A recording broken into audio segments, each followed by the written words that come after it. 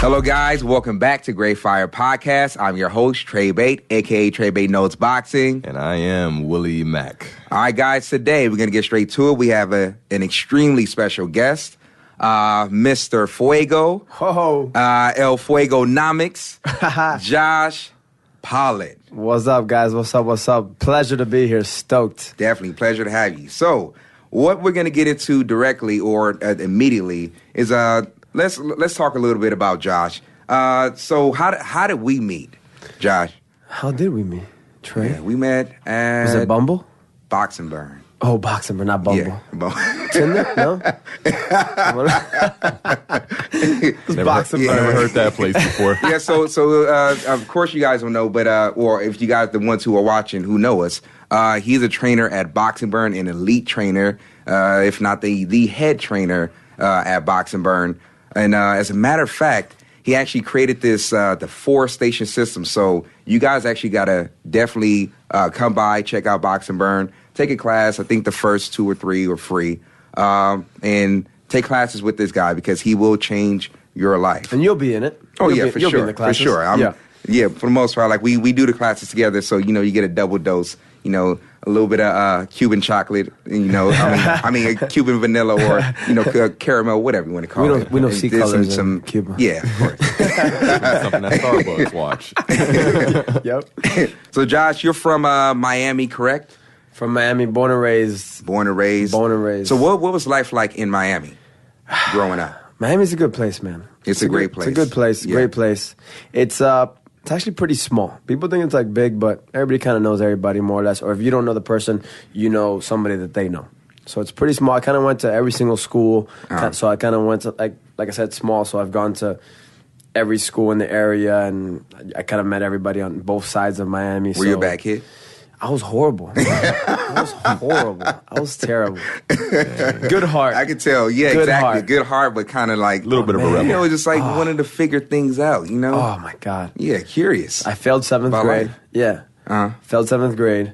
Almost... I only graduated high school because my mom had a meeting with, like, everybody. My mom had, like, the best mom. I'm one of those moms that, like, every bad kid needs, because if not, we'd be That's for a screwed. fact. Yeah, like, my mom just... I got overridden, because I failed the class, and in order to graduate, I was going to be held back, but my mom had told him, like, please, he'll do good, I promise, he'll make it up in night school, blah, blah, blah. Yeah. So I had one of those moms. But Miami living, man, it's just, a bunch of fights, I was a little knucklehead, and wrestling in 10th grade changed my life. Yeah. So the discipline within wrestling and just that system, so it changed everything. Yeah, because I was bad. I was so bad that I couldn't do sports in school. I would play baseball in my middle school with the team, but I couldn't be on the team because my grades were crap. You reminded me of myself, dude. Yeah, horrible. That's very true. Yeah. Like this dude, like both you guys are extremely smart, but it's like we talked about this before as far as school. Exactly. School doesn't fit everybody. Yeah. There's something about it. And like in the end, like you end up finding your craft, Yeah. Like in the end. So that's just that's something that we actually talked about before. So really quick, let's talk a little bit about your mom. What type of what was it like growing up? Oh man. So Miami's a very fun place. It's beach, it's party, but I was if you take it back, I was a little hood kid. Even though you look at me now and you're like, look at this guy. Look at this guy. I mean, you switch it up like every 2 days. Yeah, man. I was so you can tell I was ghetto by my screen names. My screen names were like little Primo this and little Chico, and I used to throw up this fake gang, and there was like every street had their own gang, and it was just like. It was nuts. Just Miami's just like fighting and rushing people. That was like a thing. That was like a thing to do. Yeah. Like, what are we gonna do today? Let's go beat up this kid. Cool, let's go. Boom. We blast him like Bia in the car, like some 3-6 Mafia, and like go beat somebody up. And I look back and I'm like, I don't even tell my girlfriend these stories because I just hearing these things to me sounds funny, but then I hear it, I'm just like, wow, what a horrible little knucklehead I was, man. We used to get into I don't know how I didn't get. I've been to the Jack, you know. I had some jungle juice and so I've been to the Jack a couple of times, but never like incarcerated or whatever. Luckily, because wrestling changed my life. I was just, you know, I would just go to after school. You kind of just meet up with everybody. You know how it is. You ride your bike to someone's house and just go look for trouble. And that's all there was to do. There's nothing to do. There's no social media. There was no internet back then. I mean, we had slow ass internet. You know. Yeah, but brothers and sisters. Yeah, I got a little brother and a big sister. Oh, okay. So you're the middle child. I'm the middle child. I'm such a middle child. Okay. Such a middle child by my personality. And my sister is like self-made and, you know, super good role model. And my little brother's a superstar athlete, but also like smart. Where like he played for like the academy of Real Madrid. I don't know if you guys are familiar with soccer. Yeah. And then he quit that to do MMA after me. Oh, that's nice. Yeah, and an American top team. Yeah, oh, he's good, man. He wants to be he's in college now. He wants to be like a surgeon. Because he's one of those. He literally quit like one of the best soccer teams in the world to go do MMA, and then was an American top team. And was like the only 13-year-old in the adults class, and then quit that just because he got bored and like wanted to be a spinal surgeon. Like he has a gift that I didn't have. So was your father a great influence in your life? My stepdad. Oh, stepdad? My stepdad, yes. Okay. I have become him. I am my stepdad. It's crazy how so my dad was in jail my whole life. He's been in jail since I was 8 years old. And he just got out like a year ago. Okay. And so he's good now. He's all, you know, we're cool now. You guys communicate often? My stepdad's just Cuban, off the boat, fresh, 96, like he's a rafter, like straight up. And so he's pretty intense guy, big, strong guy, really hardworking, kind of gave me the life that, you know, I was born in the hood in Miami. I was born on the Grove side, and he kind of like, you know, was just a hardworking Cuban guy and moved me to the other side of town where it was like a more suburban. But even though you're in suburbia, like there's still these little knuckleheads that like get into trouble in the little gangs. Those little, though we all had like, you know, pretty nice houses and everybody had like a good life and stuff like that. You know how it is. Yeah. And but he gave me that house that I always wanted to have as a kid. I never thought I'd get out of the hood and have a nice house. You know, I lived in a duplex and like used to just walk around the block and have my CD player on, listen to like Poor Folks by like Nappy Roots and like Biggie. Yeah. Like you never think you'd have that life, and I finally got that life. You know. Yeah, and then, it's very true. Yeah, man. So what made you decide in the end to become a trainer or to be a trainer to be a trainer overall? Yeah, life, man. You find things in life. Yeah. You never like you go this way and then it kind of just takes you this way. So I moved to LA to be, and I was fighting, you know, legit and for American Top Team. I was a little stud over there. I literally had like my ticket to move to Thailand in April one year and to go with my fight team and just go live there for a bit and fight. And that's all I was good at. So I was going to college and I was kind of like, I was going for school for marketing, but I was also doing acting on the side just so my parents could be happy I was doing marketing. But I was just good at fighting. So that's kind of what you do. And it's one of those where I tell people, I'm like, you only fight, that's the only choice you have. If you have another option, don't fight. You know, if you can make money without getting in the face, why do you want to get hit in the face? That's very, very true. So I came out here for like this like showcase, like this acting thing, and I was kind of like, you know what, let me check it out. Why not? So kind of cost some money. I almost didn't come. It was pretty expensive. I had to ask my mom for some money. She, you know, helped me fly out here. I did the showcase. Went great. I got an agent. I got a manager. They're like, we want you to move here in 2 weeks. So I was like, damn, okay, let me just give up fighting and come here and try to be an actor. Live the dream, why not? Be like my own little entourage. Yeah. So I went home, packed my bags, in 2 weeks I moved back, and I've been here for 8 years now, man. 8 years doing the whole acting thing, and then while I was here and, you know, training and acting becomes so like, because you have to be a bartender or something like that, and it just drains your soul being a bartender and a server. And I was good at it, and I was happy. I wasn't one of those miserable servers. I was really good at it, and I did like it. But after so many years, you put so much pressure on acting because that's the only thing you have going for you. So it kind of just like, and I was just training like at a gym or whatever. People were just asking me for a private, so I was like, sure, why not? I'll do a private, and one private, and two privates, and then I ended up working at Prevail, that boxing gym that I was at before, and that's where I learned all the ropes and kind of how the business part, you know, happens. And then, you know, things just didn't work out there. I just moved on. You always got to move forward. Keep moving forward. You got to keep moving forward. You know, it's one of the words I live by. You know, so keep moving forward. Something told me one day to come check out Boxing Burn. You know, I think it was God. People might think it was something, but there was a higher energy, higher power that told me. When I talk about, like, when I first got to box, it was the same exact experience that I had. Something. It wasn't normal, but it was just the way it happened. And even, like, Tony remembers, because I told the story before. but like it was different. It wasn't like anything I've ever felt before. It was very mystical. Yeah. That's why like it's very like Boxing Burn is definitely it's a very special place. Yeah, man. It's a very, very special place in a lot of ways. For sure. Man, I don't know, and I just came to Boxing Burn and I just hit it hard, man. I was determined to get out of the restaurant business. I wanted to make enough money where I didn't have to bartend anymore. Because at the beginning when I started Boxing Burn, I had 2 jobs. Yeah. I was just working like crazy and working at the restaurant still on the weekends and stuff like that. So I wanted to just be independent, away from the restaurant business, and within 2 months of working there, I was able to just take that jump. I jumped ship, and I haven't looked back since, man. It's been up and up. Oh, that's pretty dope. Yeah. So let's talk about your training philosophy, because I remember like the first, probably about the first month that I was there, like I noticed how creative and how dedicated you were to just training and how you switched things up. You were always studying. You were always like on your stuff. You remember? And I remember clearly when I said, you're definitely a special trainer. For sure, like That means a lot, man. You're one of the best. Honestly, one of the best. And it's because you're never complacent. You're always thinking about moving forward, getting better, being more creative. How can I be more effective in this way or another way? How can I help this person out? And it's genuine. Yeah. It's extremely genuine. It's kind of a pain in the ass. It's so hard. It's so hard. It definitely is, believe me. Yeah. It's so hard, man. But it's one of those things where you can't. I've tried to teach it to a million people. I'm here to help. I connect people. Like you said, I like to. Yeah. And I don't ask for things back. I just feel that something will come back. It'll come full circle. It'll work out the way it's I just supposed want everybody to be better, man. Because if everybody around me is better, then I get better. You know what I'm saying?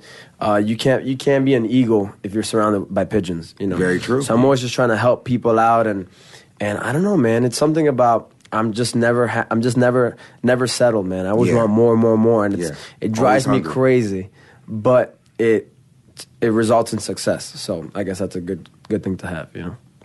So for a second, let's talk about the importance of being creative as a trainer and never. So I guess like we're gonna go into it a little bit deeper and just never, I guess, having that feeling of this is it, you know? Yeah. Yeah. So forgot what I was gonna say for a second. As a matter of fact, where do you see yourself in 3 years? Oh dear. Oh my God. Just 3 years, not 5. Oh man, I don't know. What year is it? 2018. I'll be 30. 3 years. Who freaking knows, man? I have no idea. I don't even know what this year. I just know that I always stop and look back and tell myself like, am I doing better than I was last year? Yeah. Yes. The answer is always yes. And luckily, it's always been yes. I've never had a year where I've been worse than the year before. So, I don't know, man. Boxing Burn's doing a lot of things. Yeah. They kind of just, you know, I feel like I just signed the max contract. Yeah. In the NBA. For sure. I'm about to get like a Boxing Burn tattoo like Kerry. Like, I am in it. I'm in it for the long haul, man. They just, you know, they gave me the max contract deal. So, I'm just like, I'm who knows, man? Maybe my own Boxing Burn. Who knows, man? 3 years is a long time. Hopefully, we'll have a couple more locations up and running. Maybe I'll be running one of those locations. But I've always wanted to do, as you can see that I'm doing now. I'm posting pictures. I'm trying to get like endorsements from I'm trying to be that whole social media personality because I'm trying to intertwine the whole acting with the fitness, and I feel like that's why in fitness I'm doing good because I have that acting background and I like to talk and joke and be a little bit different than what most people are doing. So, but at the same time, I'm still acting. And who knows where that goes? So it's one of those where it's like. You'll never know, man. I just want to keep doing. I just want to be able to make enough money to support me, support my girl, and just live comfortably, man. Just live the dream. So speaking of your girl, how long have you guys been together? 4.5 years. 4.5 years. How did you guys meet? I was so my bar. I worked at a bar. And my bar was after work was done, we go across to her bar. Yeah, and so like our bars used to like, we all knew each other. We were like family. And we used to go to her bar to drink after. I was literally actually I was getting another girl's number. I was hitting on a girl and I was just like on a roll and I was, my buddy's like, hey, this girl's from Fort Lauderdale, which is 45 minutes north of where I'm from in Miami. Yeah. So I literally was getting the girl's number, put it in, and I just turned around and I looked at her and I saw she had beautiful blue eyes. And without even like thinking anything else, I'm like, oh, that's awesome. I'm like, here, let me get your number. I just got her number without even saying hi, without even saying anything. I was just in one of those moods. I was just getting numbers. So I got a number, and then it's a funny story after that, man. It's just like, we played that little cat and mouse game for a little bit. Yeah, back and forth. And then, yeah, man, I don't know. I was just kind of not stuck with it. I don't know. So would you say it was love at first sight? It was not love at first sight. I barely even remembered her face after I got her number. Yes, that's what's so I just turned around. She's gonna kill me for saying that. I just turned around. She just said "for out there." I was like, "Oh, cool, girl, pretty blue eyes. Let me get her number." Just got her number, and then after that, we went on a first date. Like it ended up being one of those. You know how girls are. They have to bring their friends along. So they brought I brought my friend. She brought her friend, and we had an amazing date. Yeah, amazing date. It was like one of those where I wasn't even looking for a girlfriend because I just got out of a relationship. She's my second girlfriend like in my life, dude. Or like third girlfriend, like second real girlfriend in my life because that's how some Miami living. Yeah, I had no girl. If you can't be faithful, why have girlfriends? You know what I'm saying? So I didn't want to lock any girls in. But anyway, so we had a great date, and then after that, dude, she just ghosted me. And I was like, what happened? We had such a great, you know how girls are. Yeah. Things are good. Nature. I must destroy it. Yeah. After weeks of the little back and forth, and she kind of, we one Cinco de Mayo, we were working, and I'm like, what time you get out at? And then she's like 9. I'm like, me too. You want to go finish Cinco de Mayo? And then we went out, and we got trashed, and it's been we've been stuck together ever since. And by stuck, I mean happily stuck. I noticed you guys are definitely extremely outgoing. Yes, you guys definitely. do all this stuff. Saw you guys at Mickey Mouse with the we love the Disney. paint and all that. And I see that Mickey Mouse picture up there. I'm just like itching to go back to Disney, man. So let's talk about the color pink. The color pink, let's do it. Which is it's your favorite color, right? It's my favorite color. So what makes? I mean, because the thing is, color is a color. Yeah. So what intrigues you so much about the color pink? You know what's funny? I have no idea. It's just a natural thing. So is that like kind of a new thing, or is it? I guess it is a new thing. I've always liked pink. It's a cool color. Girls kind of like pink's associated with girls, and why? You like girls? Why? Why? I'm taking pink back for the men. Let's take the rainbow back too. Like. Oh no, that's still tainted. Okay. Well, I'm trying to take pink back. I don't know what it is, man. You know me. I either like all black, or I like a bunch of crazy colors. I've always liked to stand out and be wild and wear whatever the hell I want without having to worry about this style or this style. I create my own style. Yeah. So I'm either I look different every week. I always have a different haircut. Yeah, I always have a different. True. I'm not just like some people are like, this guy likes to wear polos and jeans every time he goes out, or this guy only wears all black. No, man, I'll wear one day. I'll dress super like, I guess I hate saying this word, but hipstery, because they've I can't wear like a vest and like jeans without people being like, oh, you look like a hipster. I'm like, okay, I guess I can't wear jeans and a vest. So, and then one day I'll just wear a backwards cap and a baseball tee, and the other one I'll wear a pink shirt with but I only wear pink when it comes to like training, really. Yeah. Even though I have a bunch of pink socks. But pink is like, I don't know, it's just I had those pink mitts. Yeah. And ever since then, it was kind of like a pink thing. And then I'm like, oh, let me get a pink. I tried on a pink shirt. I'm like, I like this pink shirt. Tried on a pink hoodie, and it's kind of like my little thing now. I got pink socks, pink everything at the gym. You know that. So I don't know. It's kind of like just grew. It's like a new thing. It's like a 1 year thing. But I love pink, and I love fuego too. As you know. You ever had pink hair? You ever dyed your hair pink? I'm dying to have pink hair. Oh. Pink it's hair. possible. I can see it happening in 2018 for sure. You're probably correct. There's this new gel. There's this new like hair gel wax that you put it on and like dyes your color. Really? And you can just wash it right out. It's on Amazon for $11. Like, how long does it take to actually? Instantly. Oh, really? Put it on. You put it in your hands. You put it on, and that's it. It's like on Amazon, $11. Oh damn! I just reminded myself about it, so I'm literally gonna go after here and buy it. Just make sure it doesn't take away your hairline. You know how? No, man. I got that Cuban hair. I got that Caribbean hair. It's not going anywhere. Knock on wood.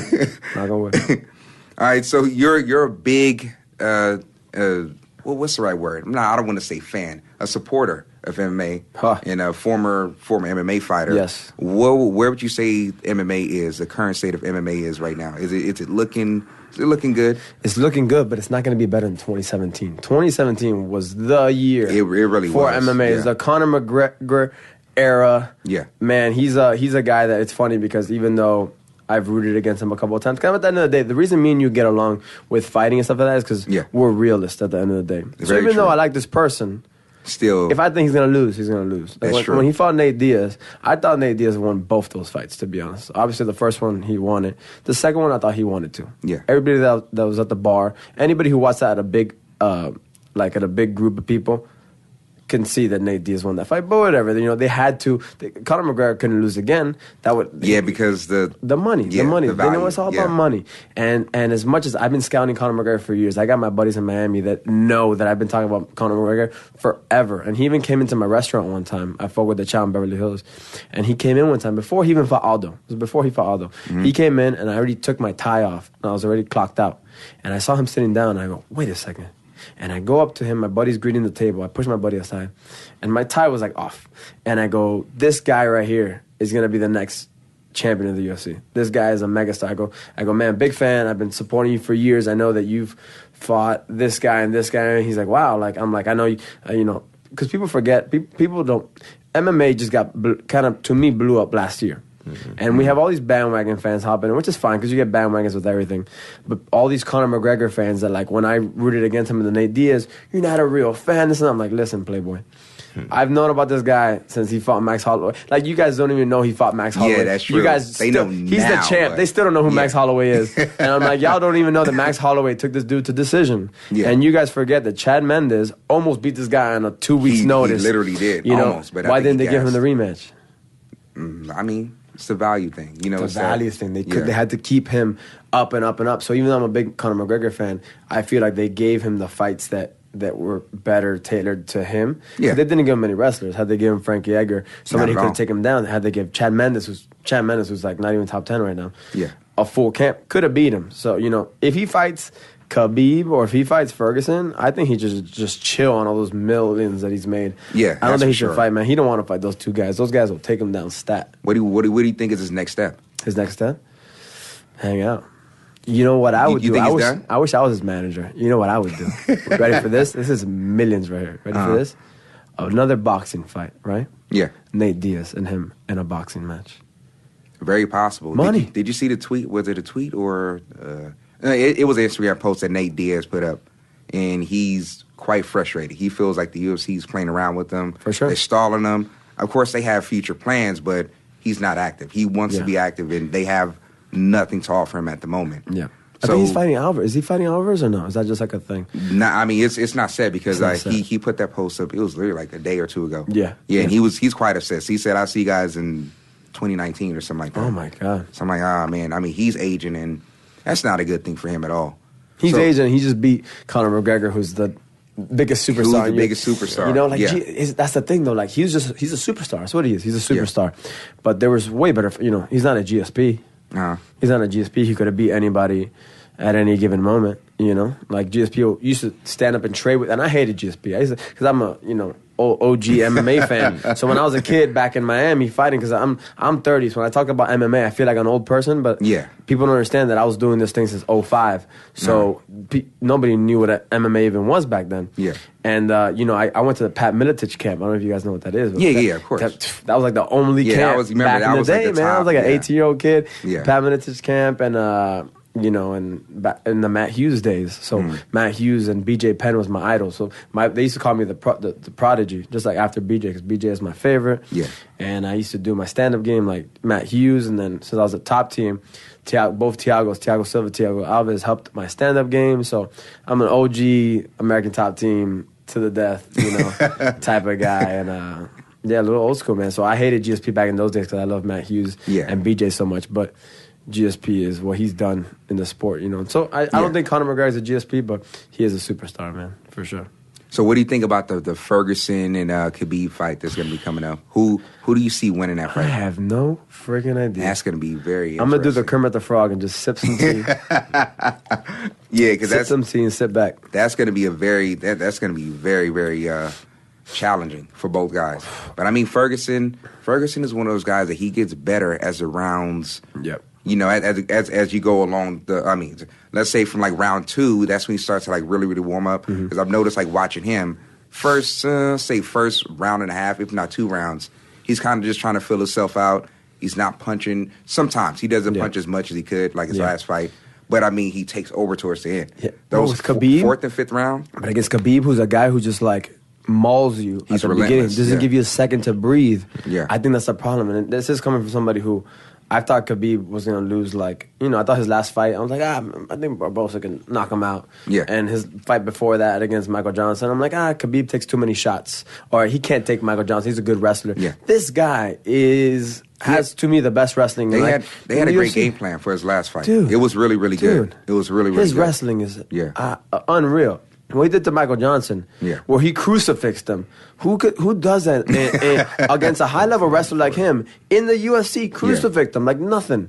And then against Barbosa, had he survived that first round, I think it would have been a better fight. Because Khabib used to take a lot of shots, and this is one person you don't want to take shots against. But Khabib in his last fight just looked like after I had Tony Ferguson before, and even though Rashard, a good friend, is his boxing coach, there's something special about this Khabib dude, man. I don't know how to beat this guy. He just looks unreal, man. When he takes people down with that, and the way he controls you on the floor, like it's unreal. So I don't know, man. I think Tony Ferguson's gonna have some big time trouble. Yeah, he's gonna have some trouble. I mean, once it goes to the ground, if he can't defend that, then he's gonna definitely be in some trouble. But I mean, the stand-up game, Khabib has a chin. Khabib has a chin. He definitely has a chin, but I don't know how much he can take. Correct. Because that stuff will accumulate. But Tony doesn't got that much of a chin, because even Kevin Lee caught him a couple good times. It looked like a little suspect at the beginning.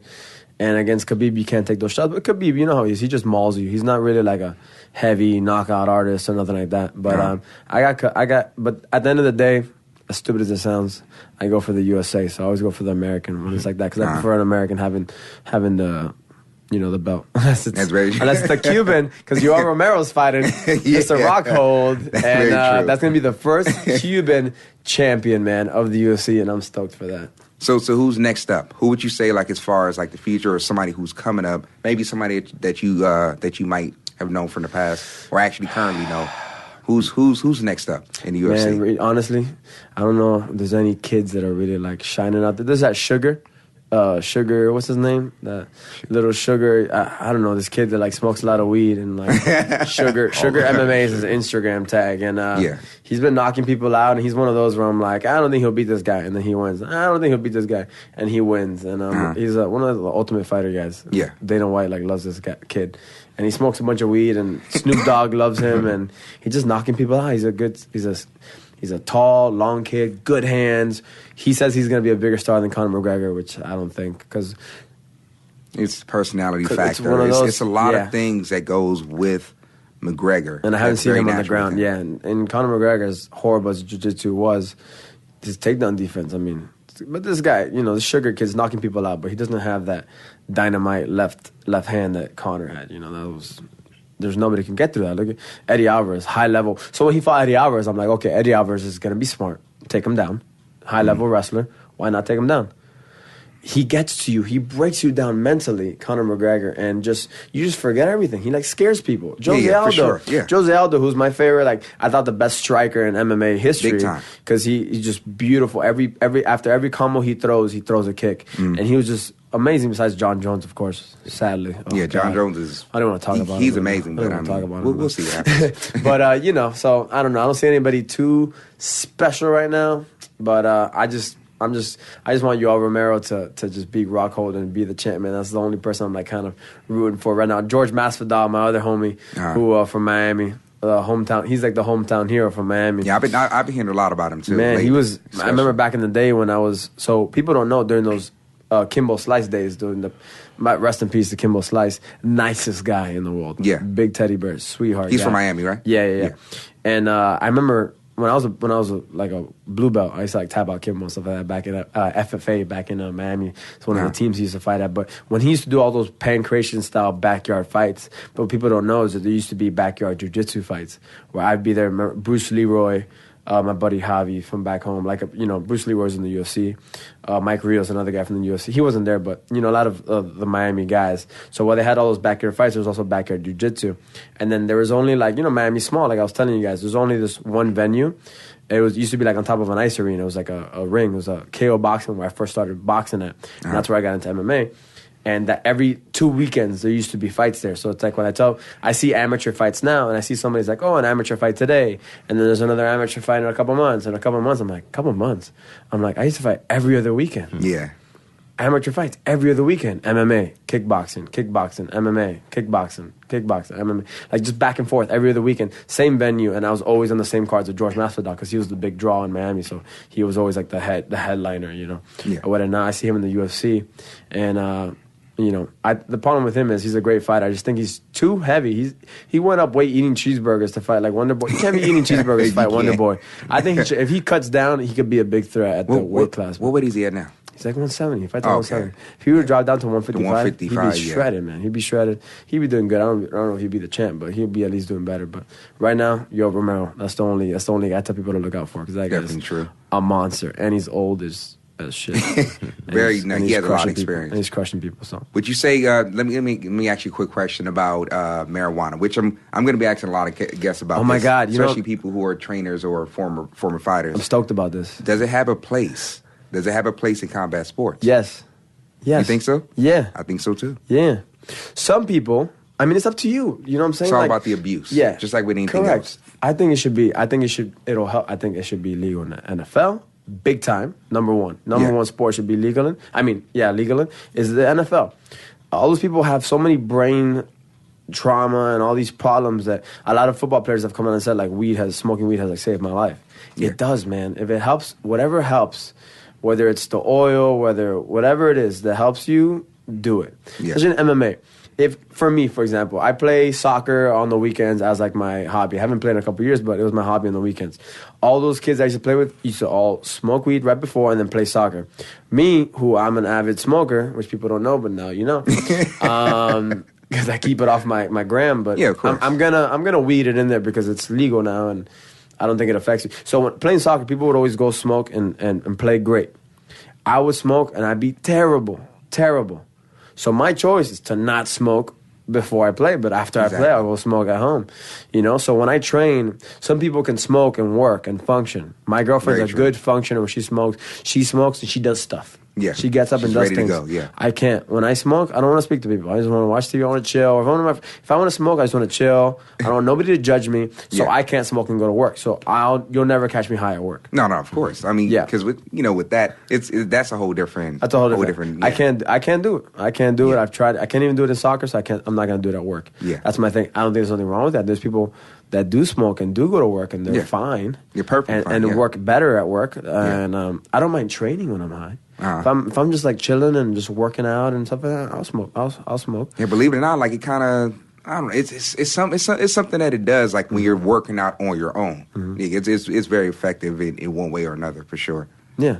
So I'm all for it, man. I think it should be legal across the board, every sport. I think everybody needs it, and people are finally being more open minded to it because I think this whole weed thing is ridiculous. You know, you can smoke cigarettes, but you can't smoke weed. Get out of here. That's very, very true. Affects your lungs. You know. Yeah. I mean, weed, I guess, affects your lungs too, if you want to get technical. But hey, it's your choice. It's up to you. You know, better than steroids. Yeah. That's definitely better than steroids. That's absolutely true. So let's go back to training for a bit. What is your philosophy on trainers? So let's say, I mean, on training or training, people or clients. Yeah. Let's say if you were mentoring somebody, what is, I guess, the first thing or what's the most important thing that you would tell them? I'm gonna quote this famous philosopher called Ricky Bobby. Yeah, I like him. If you're not first, you're last. You know what I'm saying? If you're not first, you're last, bro. So it's That's always true. I'm always trying to stay ahead of the game, and it's like I always tell all the new. There's so many trainers in this world. Mm-hmm. There's so many trainers on Instagram that are crap. There's people that are on Instagram it's a fact. That are shit. They're just like, and they might have 100,000 followers, and you watch them and you're like, how does a person have so many followers? Yeah, how the fuck? And you see people holding mitts and they're like horrible, and they have a bunch of followers, and you're like, why are people training with this guy? That's true. Why do they not know? So true. So I think the hardest thing in this job is to kind of just like worry about your damn self, man. Yeah. It's hard. That's hard. something I've had to learn. It's focus on yourself. You'll be good. There's a lot of pictures that I don't want to like and a lot of videos that I don't want to like, but I can't be a hater. I want to be a hater. I cringe. I might even close my eyes when I hit that little heart button. But you got to do it and move on, man. Just because you want to keep that, you never know when you might need that person to help you out, or something like that. You know, a person might actually need you. know? Yeah, I just think I just always want to. I want to know everything, man, because you're gonna have clients that are gonna want to train with you for a year. If you have somebody training for you for a year, you can't be doing the same shit every day. Hell no. And this is where it gets a little bit controversial here. We have even trainers at our gym or anywhere that you see that just do the same shit over and over again. And you'll just be looking and just be like, I'm not gonna say nothing, but that person's gonna be tired when they see that there's no results. My thing is results. When you train with me, I tell people, if you train with me once a week, it's for fun, it's for cardio, you want to get a little workout on some boxing technique, that's fine. If you want to change your body, which I have a couple clients that actually want to change my body, and you train with me 2 or 3 times a week, I'm going to guarantee results. Yeah. If you've been coming with me for a couple of weeks, months, for a month, and you're getting no results, then don't train with me. Don't train with me. It's true. But I will guarantee those results because I will tell you how to eat, what not to eat. If something's up with you, I'll be like, what have you been eating? Exactly. I know it's not on my part. Yeah. Because I write shit down and I do my job. But there's a lot of trainers I feel in this world that just kind of like, if that person's sweating, they're working out. That's not how it is. That's not how it is. And I'm a big form person. I'm a big advocate of form and technique. Yeah. And you that's one thing you don't see on all these Instagram videos. You'll see these people looking good and these girls doing this, but then when they squat, they're tucking their tailbone, which is horrible for their lower back, or they're doing this like CrossFit. I'm a big CrossFit. I know out of every 10 people that do CrossFit, one of those people is not going to get injured, and that person's going to have a great body. But the other 9 people are going to get injured, if not at the beginning, at the end. That's true. I have a big problem. I have a big problem with CrossFit, and man, fitness. Yeah, fitness is just one of those. I mean, it's kind of like, in a sense, what you're saying is too many trainers, not enough teachers. Yes, that's what it's come down to. Which we talked about that before as well. It's just one of those things where I tell people, if you want to be a leader, right? If you want to be a head trainer, or whatever the hell is your goal, you cannot be a good chief if you're not a good Indian. That's very true. I feel that I was a great Indian. Yeah. When I started at Box and Burn, I was shadowing Carrie, shadowing Glenn, shadowing Steven, and I wanted to do everything. When they came in, I was like, the TV's up. We have this many people in class. I helped you do this. I just wanted that extra mile for myself, just to make their job. When their job is easy, I know that they're gonna talk amongst themselves and be like, "This kid is killing it," and it was gonna leak up to the higher ups, to the bosses. I know that what they'll tell you, they'll tell Kev, "Hey, this new kid is killing it. He's been doing this, and same thing in my class. When I notice that somebody goes out of their way to make my job easier, that's a good sign of a leader, man. Absolutely. We have a lot of people that are. We had a person, which I'm not gonna name his name, but people who work there know who I'm talking about. This guy was just a very aggressive person. He was a leader because he had something about him. He had a good quality, but he didn't have that. He wasn't a good Indian. He was not, and that's why he was a terrible chief. Yeah, he wasn't nice to people. I like to make everybody's job there, comfortable. I want everybody to be comfortable. I want everybody to have fun in class without having to force it. Because when you force fun, it's fake fun, and people can read that. I like to in class. I just play some good music. I'll talk shit in class. Yeah, and by doing that, it's comfortable. It makes you guys comfortable. You guys have a good time. The clients have a good time, and that's all I want. I just want everybody to get a good workout and have fun, man, and have fun doing it. So they can come back and just keep coming back, and that's it, man. That's all I care about. I just want to have a good time and make a living off it. I'm surprised I didn't ask this earlier, but how long you been with Box and Burn? Dude, like 2 years now. Not even 2 years. Not even 2 years. Yeah. So how has it changed since you got there, or since you first got there? I guess from day 5 and compared to today. Yeah. The hardest thing about when you start a new job, right, is that. So I've been already working at another gym for a year or whatever, and coming into this job. So I could have come into this job and been like, "Oh, I'm better than these guys that are above me. Yeah, I deserve this." Yeah. So I was kind of like, "Okay, this is gonna be the last time that I start from the bottom." but I'm going to earn my way up. I swear I said the same exact thing. I swear. Even though there's people, and that's the thing that you see a lot also in this business, people that come in and you could tell that they already feel that they're better than most of these people, but it doesn't matter, man. You got to work your way up. So I just put a smile on, bit my tongue, and just worked my ass off. And in 2 months of starting there, I was already leading classes. 2 months in, I was leading classes. And yeah, man, there's still people in this world on social media that I feel that I have better mitt work than them. I feel that I have better skill, technique, personality. Yeah. But I'll get there. Yeah. So patience is the biggest thing because I want everything now. That's how I've always been. But I'll hide that. And I'll just work through it. Just keep a smile on and work.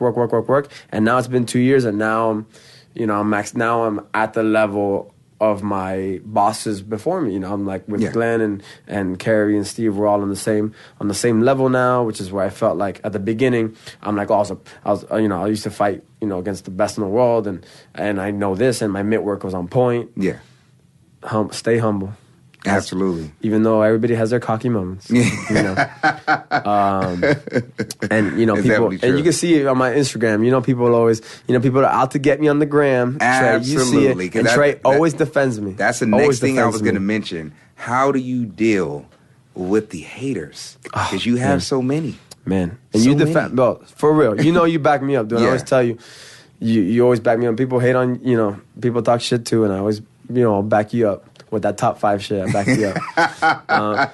Because this man's a realist. So anyways, back to this. But people hate, man. But I always tell people, like, what did I post on one of my pictures the other day? I said something about everybody wants to... What was that quote? Let me put up the gram. Yeah, go ahead. What was that quote that I did? I just post, like... quotes, man, to silence all the haters. Where is it? Just to let them know that. Yeah, it's around here somewhere. I see. Yeah, everyone wants to eat, but few are willing to hunt. True. You know what I'm saying? People always say, what's the other one, too, that I said about the hyenas and the lion? Hold on, where is it? Because I'm digging into the haters here. Where they at? Oh, yeah, lions never worry about the envious hyenas hiding in the bushes. Absolutely. That's the main thing, man. That's the main thing. Like, you judge me all you want. I have clients. I'm making money. Yeah. If you have no clients, you're not leading classes. You're not making money. Don't hate on me, player. Don't hate on me. Very true. Don't hate on me. I don't say nothing. Why do you think they hate on you? Like, what do you... Like, if we were to get psychological, because, I've been through this since I was 23 years old, since I decided to get in this sport, or to actually heavily get in the sport as a coach, of course. But wdo Look at the people that don't talk.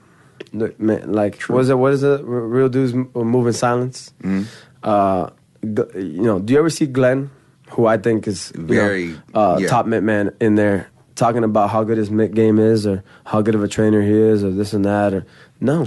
Yeah. None of the top dudes ever talking about how much money they make, or how many privates, or how good their mitts are. It's always the little hyenas that are always talking about, oh, I'm the best. I never said I'm the best. I do think I'm the best, but I don't say it. I show it. I'm not going to lie. I say it.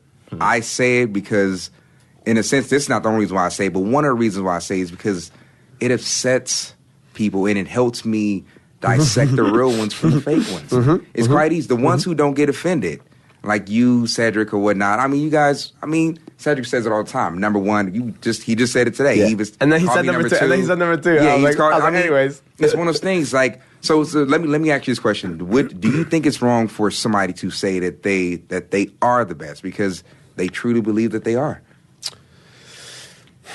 No, don't say it. Don't say it. Don't say it. Don't say it. You don't think? No, don't say it. So it's like, because people know. Oh, true. People know. Very true. It's one of those where people know. Yeah. And if people don't know, then you're not the best. Very true. I like that. I like that. There was an amazing video. I know you saw a clip of it on my B&B page or whatnot, Instagram page. But there was a video. I watched the whole thing, so I'll put up a link later on. But it was an interview with Eddie Hearn. Well, Coogan clashes, let me say it correctly. Oh, I saw it. The IFL TV. But the whole interview, like, it made so much sense. And it's like, it's something to where, like, if you were to look at it or if you were to watch it, you would understand what he says in full. But like you said, I mean, for you, it's like, you are, but it's like, what's the point of saying it? Because it's just, it'll come out. Yeah. For the most part. Well, like I said, the reason why I say it sometimes is because, in a sense, you kind of get to figure out who's who. Then again, for some people, like, just for me to say, like, because Trey Bait knows, it's a thing that's it's growing into something that's big. Just Trey Bait knows. Yeah. That's Trey Bait knows boxing. It's Trey Bait a does brand. know boxing. It's a brand. And then you have people that say Trey Bait doesn't know boxing. I'm like, Trey Bait does know boxing. And how do I know that? Well, one, you agree with me all the time. Except for the Canelo Triple G. The Canelo Triple G. Let's not even start that. Let's not even start that. That's a whole other podcast right there. But we'll talk after the next fight. For sure. But you do, dude, and this is the one thing that you did, and I was kind of like, this dude is real. You did that whole thing. This guy started the biggest controversy in boxing history by saying, to me, these are in no particular order, which is very professional by you. These are the top 5 mitt men at the gym. Boom, boom, boom, boom, boom. Who was not in that top 5? You. You didn't put yourself in the top 5. I was never, You didn't put yourself in the top 5. And that's a classy move. Yeah. If I were to do a top 5, of course I'm not going to put myself in there. Yeah, of course people expect me to think that I'm the best. And even if I do think the best, if I do a top 5, I'm not going to put myself in there. Yeah. You know, but you did that. All these other people would have put themselves in the top 5. You didn't. Yeah. And I looked at it and I go, that's true. And then the people who weren't in the top 5, they got offended. And they even asked, what's the criteria? And I put the criteria down, which I can't remember exactly what it was. Yeah. But I mean, for that to offend somebody, let's say like Cedric. It was funny because as I was doing it, offended. Cedric, he did? He got offended, yeah. Oh, I didn't know he got offended. But no, but Cedric, it was Tyrell got offended. Oh, of course. No, but Cedric got... No, it was funny because I told Cedric, like, I'd put him on the list because he picked Triple G. Yeah. So it was, like, super funny. Yeah. But it was all... That was the one of the most... what's the word? I mean, that was the experience. Let's just say that, for lack of better words. That was definitely an experience to it that everybody learned from. But I could say this for a fact. Ever since that list, everybody's gotten better. Well, not everybody. A lot of people have gotten better. Yeah. Like they focus a little bit more on technique, or, like they looked at themselves in a different light. And I don't know, like I grew up in a world to where it's like, or like in environments where like we talk shit. Right? And talking shit is just a part of life. People who get offended and like take it to that next level. Yeah. It's like it's on you, bro. If you take it to that next level and it's an insecurity in you that brought that out. You know what I'm saying? Yeah. Like if you get to that heated level, like I'm not gonna say who it is, but that person that got heated with you, that's an insecurity, bro. That's you right there saying that you're not top 5. And that's exactly what I mean by like when I say. But the thing is that before I even came, like you can see when I started my Instagram. I don't know when I started, but I've been saying this for like years. I only been in Boxing Burn I've been in boxing for 6-7 months. I'd say about 7 months. Mm-hmm. Like this is not new. I've been saying this like since the beginning. Like the whole. I've always said this. I always said. No, the Trey Bait knows. Yeah, I've been saying that for about like 2-3 years. But, I have an actual brand. I created that 2 years ago, Trey Bait Boxing. But me saying that I'm the best, it's, like I said, it's something that... Oh, you do say on your Instagram it says best in the world, right? Yeah. Whatever. I mean, this is what it is. Me saying I'm the best, does it mean that you're not the best? Right? No, it doesn't. And that's what people have to understand. It doesn't take anything away from you for me to say that I'm the best. And that's my point. Worry about and that's why self. I continue to say it, and I make sure I display it, because if you're offended, then I know who you are. Yeah. It's quite clear for me to see who you are. That's like you say, I feel that I'm the best. It's nothing wrong with that. Yeah. It's nothing. I'm not offended if anybody says that they're the best at all. It's nothing wrong with that. But at the same time, in your head, if you say that you're the best, you're competing against yourself. You're competing against what you said. So you have to live up to that. Yeah. You have to live up to that in every way. Absolutely. Especially within yourself. This is one of my things where I tell people, when people always argue with me and say like, oh, your mitt work is... If you look at my videos, first of all, and you have something to say with it, you're crazy, first of all. That's so true. Second of, you're crazy. You're just an absolute hater. I'm always growing. I'm a sponge. This is one of the gifts that I feel that the reason why I've succeeded in this business so far and keep growing is because I've had this gift, and it's my superpower, where I'm a sponge. Yeah. I've always been able to pick things up quickly. And a lot of people can pick things up quickly, but I'm always studying tape. I'm always looking at videos. I'm looking at other mitt men. So when I come in, so there's people that I'm not gonna say any names, but they're like, oh, I'm the best at the gym, right? But they do the same shit over and over and over and over and over again. And to me, I don't think they're good because I've actually punched against a lot of men. And if I don't think you're good, obviously I'm not gonna say you're not good. Yeah. I might say like, man, I didn't enjoy that or whatever. But whatever you do, so there's people that can do fast mitts, right? There's people that do real boxing mitts. I can do fast. You call it. I feel like we should have like a get the ring and be like, all right. We can play horse or something like that. You want to go fast? I'll go faster. You want to go technique? I'll go technique. You want to go fancy? I can do fancy. You want to do real boxing, which is what I've been doing lately, which I used to do the really fast stuff. And this is what I do. This is just surviving right here. If we're doing a class and everybody's doing the fast mitts, and everybody, like all the clients love the fast mitts, I see that and I go, I'm not going to do the fast mitts anymore. I'm going to do the real boxing moves. Because then they got comfortable with that. They come to me and now I'm having the body shield, which I bring every time to class. And I'm doing real boxing after my favorite boxing coach, Ismael Salas, Cuban boxing coach. I study his videos. I study other Cuban guys like Mundo Boxing, all these other Cuban boxing coaches. I study their style and I come to class and people are like, oh, we're not going to do the fast stuff that we used to do before? No. Because if I just keep doing that, you're not learning, you're not growing. So I want the client to grow. Like I say, progression, always progressing. I don't want nobody to plateau, so that's why I'm always changing it up, and that's one of the reasons why I think that it served that I was in that top 5. One of the great things about that forestation thing, you remember I mentioned it, like literally watching it and seeing how, like being inside and outside of class, watching it, everybody's getting better, dude. Based on that format that you created, everybody's getting better. People are not punching the sloppy, the formats together. People actually want to learn now. There's a few, there's a small few that have. They don't want to learn. They just don't. And it's very clear that they don't. They put it out there. That's fine. Completely fine. Sweat. Completely fine. Yeah, just sweat it out. That's what you're here for anyway. Fun. But people are more interested in learning technique. They're interested in learning boxing as a form of self-defense, which increases the respect of boxing. Because boxing, for me, is one sport that people played around with. They don't respect, or back in the day, I think now it's a lot better. But let's say 2 years ago, they didn't respect boxing the way they respect MMA, not MMA, jiu-jitsu, or wrestling. It didn't have that respect behind it. People didn't take it as serious as they should have. So now, I feel like boxing is actually getting its respect as a form of self-defense. Like, let's say on the streets, God forbid anything does happen, but what's the first thing that you're going to refer to? Your hands or your feet? Well, for you, it's a little bit different. I was like, actually... but let's say somebody who's learning karate compared to boxing. As far as the instinct, what do you think is going to come into play first? Throw hands. You're going to throw hands. Whether it's hooks or just anything, hands are going to fly first before feet do.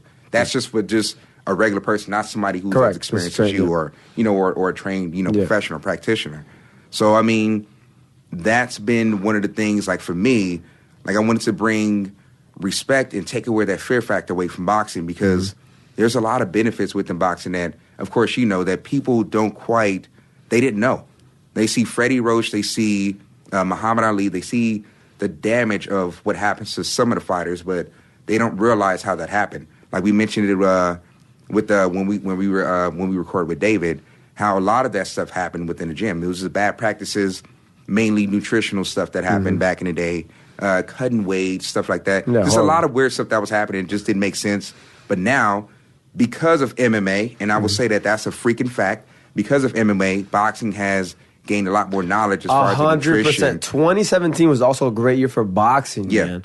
Look at Yoel Romero. Of course, I'm going back to the Cuban. Maybe I'm sipping on that Cuban rum they got here in the studio. Yo, this studio taking good care of me. They got that illegal. Are you guys getting in trouble? They got illegal rum here, guys, from Cuba. They got that good stuff. Cheers. This is illegal rum I'm drinking right here. This is my best rum in the world, Havana Club. And that real shit. Not that Dominican shit that they try to shift you. I went to Key West this summer, and I was in Key West, and I seen in the stores they had a Havana Club, and I go, my buddy's like, no, that's the Dominican, just like Bacardi. They have like the Dominican style, just like the Cohibas. Everything from Cuba, Dominicans make it, but it's not the real shit from Cuba. It's not the real Cohiba. It's not the real Havana Club. Yo, I tried it. Oh my God, it was horrible. Oh my God, it was the worst thing I've had in my life. It was terrible. I can't believe they even have the name Havana Club on it. But the real stuff is the smoothest shit. Too bad it's illegal, but best rum in the world, hands down. So a very personal question. Do you see yourself having children one day? Ha. Is that something that you think about? Yeah, me and my girlfriend always talk about it, but I'm a kid, man. Yeah. I'm 30. I feel, people tell me, you're 30? You look like you're 25. I'm like, I feel like I'm 25. I'm going to get a fake ID that says I'm 25. I feel like I'm 25.